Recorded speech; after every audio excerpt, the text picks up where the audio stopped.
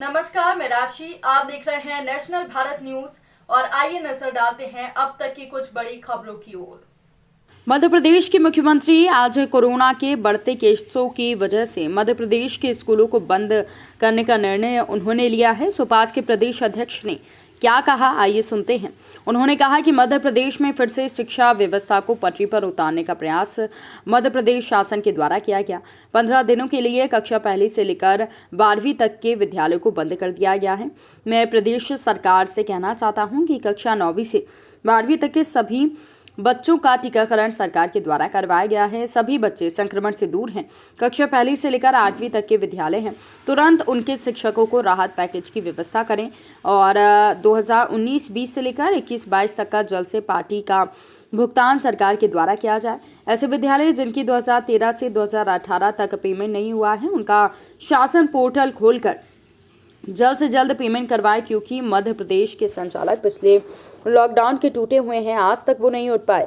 पुनः मध्य प्रदेश शासन के द्वारा लॉकडाउन की तैयारी कर ली गई है। ऐसे में मैं प्रशासन से आशा करता हूं कि जल्द से जल्द मध्य प्रदेश के अशासकीय स्कूल संचालकों के हित में फैसला लें।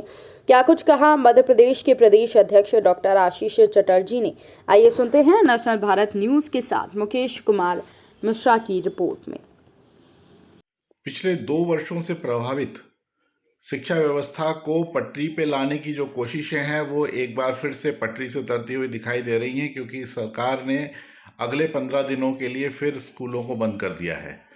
पूरे प्रदेश में 1 से 12 तक के स्कूलों को बंद किया गया है, जबकि 9 से 12 के बच्चों को तो टीकाकरण भी हो चुका है और ग्रामीण क्षेत्रों में इस समय कोरोना की स्थिति कोई गंभीर नहीं है, लेकिन फिर भी स्कूलों को बंद कर दिया गया है।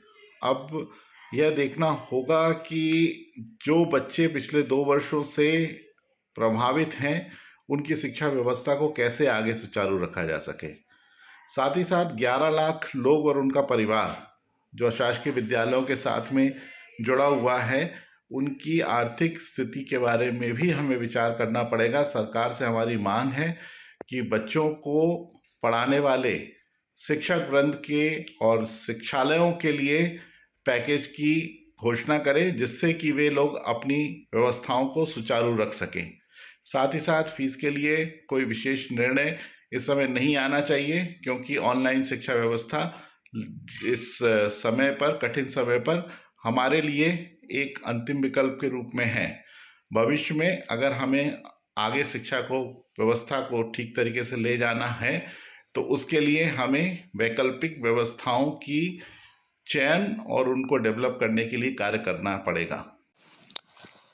हाँ सर, नमस्कार। Society for private school director प्रदेश अध्यक्ष जी बात कर रहे हैं।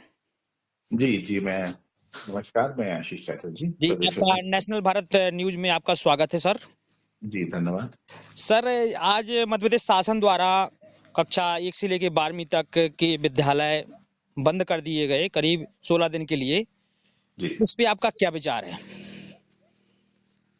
देखिए, ये जो निर्णय है, ये निर्णय और टाला जा सकता था। अभी ग्रामीण क्षेत्रों में कोरोना की स्थिति इतनी खराब नहीं है, और जब 9वीं से 12वीं के बच्चों को अभी टीकाकरण स्कूल के माध्यम से किया जा रहा है, जी, स्कूलों को बंद करने का जो निर्णय है, ये थोड़ा सा जल्दीबाजी में लिया हुआ निर्णय दिखाई देता है। जी, मेरी सरकार से ये मांग है, इस निर्णय की समीक्षा करें। और दूसरा ये कहना है कि 16 दिन के लिए किया गया है। 16 दिन में अगर और 2-4-5 दिन जोड़ना चाहे जोड़ें, लेकिन उसके बाद में स्कूलों को कार्य करने दिया जाए। जी। जी। और जैसे कि सर, काफी स्कूलों अभी परेशानी में है। कक्षा 1 से 8वीं तक की जो मध्य प्रदेश शासन के 2009 की धारा के अनुसार निःशुल्क कोटा का जो बच्चे पढ़ते हैं उनके विद्यालयों में, तो उनकी राशि भी नहीं मिली है। तो इसमें आप क्या कहेंगे? देखिए, अभी जो दूसरे जितने भी शासन की योजनाएं हैं, उसमें सारे नियमों को शिथिल करके शासन ने जो पीड़ित पक्ष है उनको पैसा दिया है। स्कूल संचालकों का कहना बिल्कुल सही है कि उनकी आर्थिक स्थिति पिछले 2 वर्षों में बहुत खराब हुई है। मेरी सरकार से यह मांग है कि हम संगठन के रूप में आपसे मांग करते हैं कि सभी स्कूलों को सन वो 2016 से लेकर के और 2021 तक की जो फीस प्रतिपूर्ति की राशि है वे तुरंत अविलंब सारे के सारे नियमों को शिथिल करते हुए स्कूल के खातों में जमा कराई जाए। जी जी।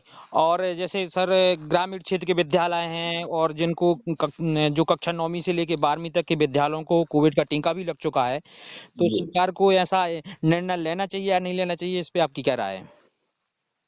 ये निर्णय सिर्फ स्कूलों के लिए नहीं, स्कूलों के साथ काम करने वाले बहुत सारे लोगों की जिंदगी को प्रभावित करता है।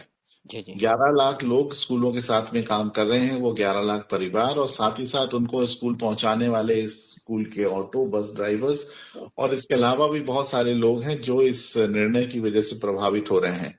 सरकार से मेरी मांग ये है कि इन सारे के सारे लोगों के लिए विशेष पैकेज की घोषणा की जाए जिससे कि इनकी आर्थिक स्थिति ठीक रखी जा सके।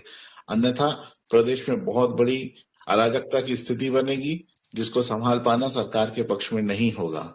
जी कतिपय लोगों के द्वारा अगर किसी प्रकार का कोई अलग विषय निकाला जाता है उसको सरकार को अभी नहीं मानना चाहिए। अभी सबसे पहले जरूरी है कि वे लोग जो सरकार के हमारे माननीय मुख्यमंत्री जी के भांजे भांजियों की पढ़ाई के लिए अपना जीवन पूरी तरह से समर्पित किए बैठे हुए हैं, उनके परिवारों को और उनको सहयोग किया जाए और संवेदनशील तरीके से यह कार्य किया जाए। जो संस्थाएं शिक्षा का काम कर रही हैं, भविष्य की पीढ़ियों को सुधार रही हैं, उन सारे के सारे शिक्षालयों के प्रति संवेदनशील होकर के उनकी जो पुरानी राशि जो सरकार में बकाया है उसको तुरंत के तुरंत जारी किया जाए और साथ ही साथ सभी जो लोग कार्य करते हैं स्कूल के साथ जोड़ करके उनके लिए आर्थिक पैकेज की घोषणा जल्द से जल्द की जाए। जी जी। जी बहुत बहुत धन्यवाद आपका न समय देने के लिए। जी जी, बहुत बहुत धन्यवाद आपका थैंक यू। हमसे बात करने के लिए। जी। इस खबर में फिलहाल के लिए इतना ही। देश दुनिया से जुड़ी खबरों के लिए बने रहिए नेशनल भारत न्यूज के साथ। नमस्कार। अगर आपने अभी तक हमारे चैनल को सब्सक्राइब नहीं किया है तो जल्दी से सब्सक्राइब करें और बेल आइकन को दबाना बिल्कुल ना भूलें।